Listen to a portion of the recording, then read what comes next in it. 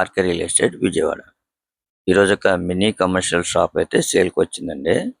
Location వచ్చేసి పడమట.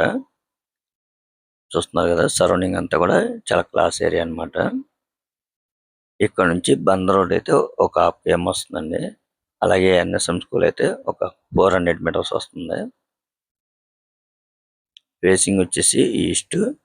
Total land అయితే 22 గజాలండి. ఇండివిజువల్ షాప్ అన్నమాట ఇది. ప్రజెంట్ వీళ్ళు రెంట్కి ఇచ్చారండి.